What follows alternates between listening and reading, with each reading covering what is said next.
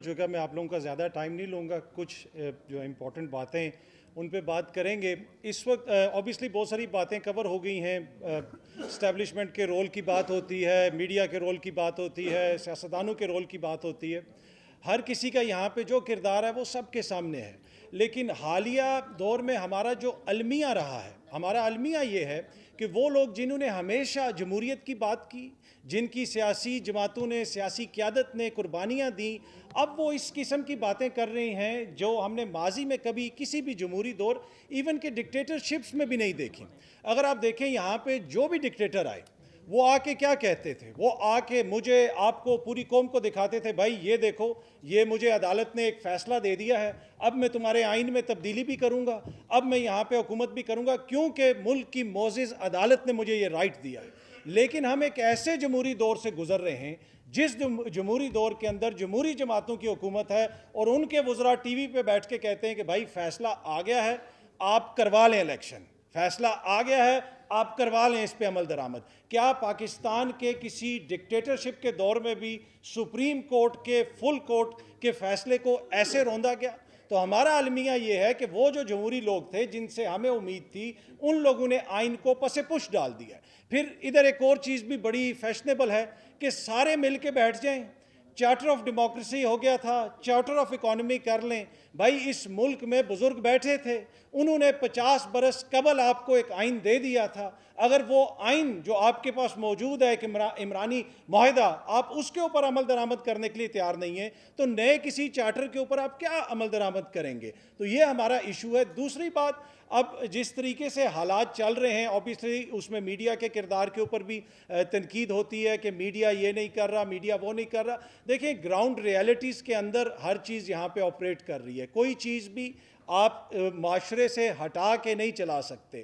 اگر آپ سیاست کو دیکھ لیں, میڈیا کو دیکھ لیں, کوئی بھی شعبہ ہو جائے, یہ نہیں ہو سکتا کہ آپ ایک محکمہ بنا دیں اور آپ کی جو معیشت ہے وہ ترقی کر جائے لیکن ملک میں ڈیموکریٹک رائٹس کسی کے پاس نہ ہو. ایسا نہیں ہوتا. پوری دنیا کے اندر وہی معاشرے ترقی کرتے ہیں جہاں پہ بیسک چیز ہے رول آف لا. جب تک رول آف لا نہیں ہوگا یہ چیزیں اسی طرح چلتی رہیں گی. پھر ایک نارملائز کرنا, ہم نے چیزوں کو جس طریقے سے نارملائز کر دیا ہے, ہم نے قبولیت جیسی ٹرمز کہ بھائی ان کی قبولیت نہیں ہے. ممکن ہے آپ میں سے کچھ لوگوں کو میری بات بری لگے.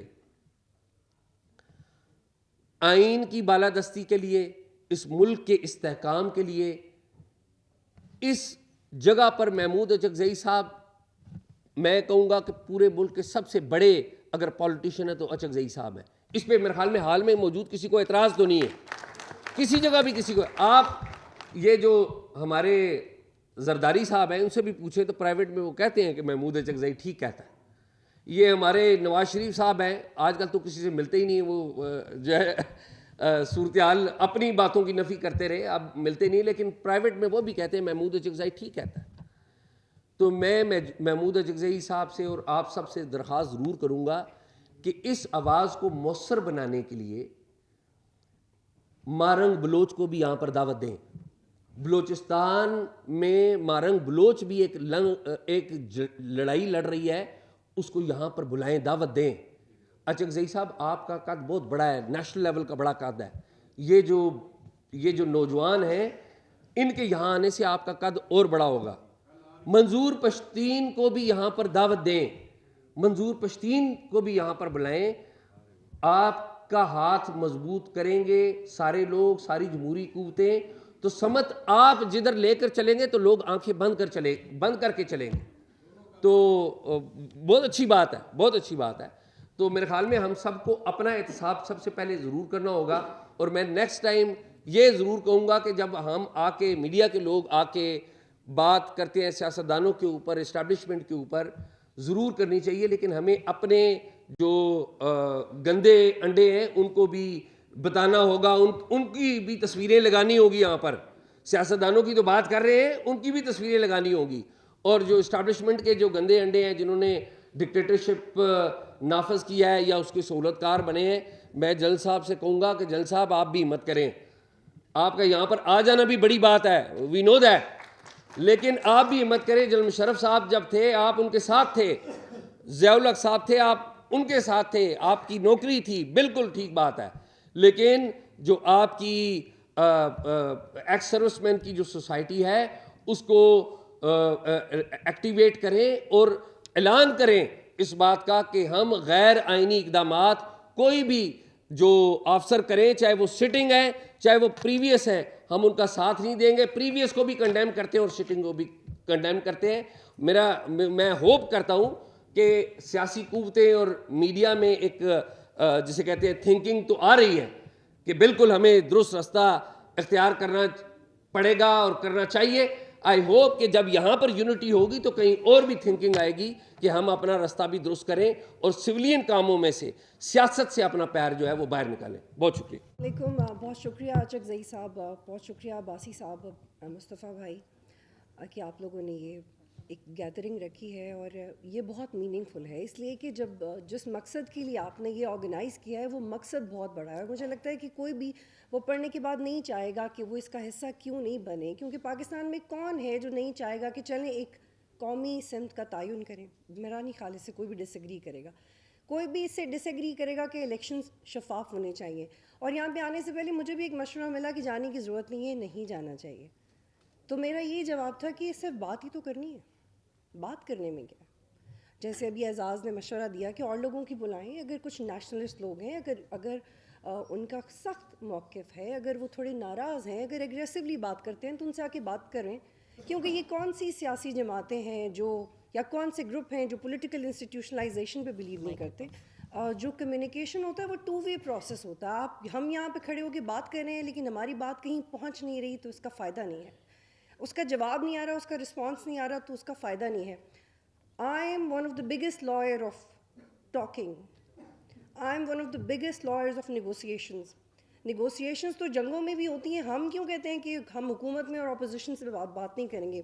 میں اس وقت جو ایک لفظ کہہ رہی ہوں ایک صحافی کی حیثیت سے کہہ رہی ہوں، اور مجھے اس بات کا پوری طرح احساس ہے کہ ماضی میں یہ جو میرے سامنے سٹیج ہے اس کا کتنا غلط استعمال کیا ہمارے کچھ کالیگز نے. یہ کیا ہے کہ ہم تو آپ کی جنگ کا حصہ بن گئے تھے، بعد میں آپ نے کہا کہ اب اپنا نیریٹو چینج کر لو تو آپ کی وجہ سے ہماری کریڈیبلٹی خراب ہوگی، ہم تو اپنی جنگ نہیں روکیں گے. یہ ایک جرنلسٹ کا کام ہوتا نہیں ہے. اگر آپ کے پاس کوئی خبر لے کے آتا ہے اور آپ ویریفائی کیے بغیر اس گروپ کا حصہ بن جاتے ہیں اور بعد میں آپ کا کریئر ڈیمیج اس لیے ہوتا ہے کیونکہ آپ اپنا جھوٹا نیریٹو چینج نہیں کرنا چاہتے، تو یہ آپ کی نااہلی ہے، یہ آپ کو فائلیں دکھانے والی کی نااہلی نہیں ہے، اس کی انٹیلیجنس ہے کہ اس نے آپ کو استعمال کر لیا ہے، اور یہ آپ کی نااہلی ہے کہ آپ استعمال ہو گئے ہیں. اور یہاں پہ اسد کیسر صاحب، عمر ایوب صاحب، بیسٹر غور صاحب بیٹھے ہوئے. سر آپ لوگ ہمارے پروگرامز میں آتے رہیں، لیکن ہم میں سے بہت سارے جرنلسٹ ہیں جنہوں نے بہت سفر کیا آپ کے پہلے دور میں، لیکن آج یہ دیکھیں کہ ہم یہاں پہ کھڑے ہوئے ہیں یہ سوچے بغیر کہ آپ کے دور میں بہت سارے ہمارے جیسے لوگوں کے ساتھ کیا ہوا. وہ آپ میں سے بہت سارے لوگوں نے نہیں کیا، لیکن آپ کے بہت سارے فارمر انفارمیشن منسٹرز نے کیا. اس سے آپ یہ اندازہ لگائیں کہ ہم میں سے کتنے لوگ ہیں جو ابھی بھی ایوالو ہونے پہ بلیو کرتے ہیں، ابھی بھی بات چیت کرنے پہ بلیو کرتے ہیں. اگر میں اب پی ٹی آئی کے ساتھ کوئی گرج رکھوں یا Asma Shirazi P T I کے ساتھ کوئی گرج رکھیں، ہم کبھی بھی آج آپ کے پاس آ کے بات نہ کرتے. یہ جو 6 جماعتیں یا اچکزئی صاحب کے ساتھ آ کے بات نہ کریں. بلکہ کچھ دن پہلے ایک جگہ پہ میں نے اچکزئی صاحب کے انٹرویو کے لیے بات کی تو مجھے رسپانس آیا وہ آپ کے پلیٹ فارم کو پسند نہیں کرتے، اور وہ ایک دفعہ اگر کسی سے ناراض ہو جائیں تو بات نہیں کرتے. تو ہم تو بات کر رہے ہیں، I am very much here, you are very much here. تو یہ جو ایک پرسیپشن ہے نا کہ فلاں بات نہیں کرے گا، فلاں ناراض ہے، یہ ایٹیٹیوڈ ہمارا مجموعی طور پہ نہیں ہے، یہ بڑا سطحی ایٹیٹیوڈ ہے جس کو ہم نے بہت گلوریفائی کر دیا ہے. میں پی ٹی آئی کے لوگوں سے بات کرتی ہوں، میں اپوزیشن کے لوگوں سے بات کرتی ہوں، میں حکومتی ارکان سے بات کرتی ہوں صرف پروفیشنلی. لیکن ہمارے اندر جیسے اعزاز نے مینشن کیا کہ ہم لوگ بکے ہوئے ہیں، sorry I have to use this word, ہم اتنے بائسڈ ہو جاتے ہیں کہ ہم یہ بھول جاتے ہیں کہ یہاں پہ آ کے بات کرنا کتنی ذمہ داری کی بات ہے. یہ کتنا بڑا آنر ہے کہ جب آپ بات کر رہے ہوں اور 10 لوگ آپ کو سن رہے ہوں. یہ اللہ کی مہربانی ہے کہ آپ بول رہے ہیں اور کوئی آپ کو سن رہا ہے، یا آپ اللہ کی رحمت کی نفی کر رہے ہیں. یہ اس کو سیاسی معنوں میں مت لیں، اس کو ہیومینیٹیرین گراؤنڈز پہ لیں. تو میں اس بات پہ بلیو کرتی ہوں کہ فنکشنلزم کی تھیری کے تحت، and I would like to keep it short, کہ فنکشنلزم کی تھیری کے تحت ہر ادارہ اپنا کام کرے تو ہمیں ایسی کانفرنسز کی ضرورت نہیں پڑے گی. اور میرے وہ کالیگز جو نہیں آئے کانفرنس میں اس وجہ سے کہ کوئی ناراض ہو جائے گا، تو بھائی کانفرنس کا تو مطلب ہی مشاورت ہوتا ہے. کیا آپ اپنے گھروں میں مشاورت نہیں کرتے؟ کیا جب آپ کے گھروں میں کوئی لڑائی ہو جائے، کوئی جھگڑا ہو جائے تو کیا آپ لوگ بات نہیں کرتے؟ کیا آپ دیواریں کھڑی کر دیتے ہیں؟ تو جس ملک میں جس انسٹیٹیوشن میں بات کرنے کی قدغن لگا دی گئی ہو، صحافت کے اقدار پہ تو بات کرنا بعد ہے، لیکن صرف ایک phone call, what's app invitation, اگر اس کے پہنچ جانے پہ بھی ہماری عزت نفس کم ہو رہی ہے تو آپ دیکھیں کہ ہمیں کہاں کہاں امپروومنٹ کی ضرورت ہے. بہت شکریہ.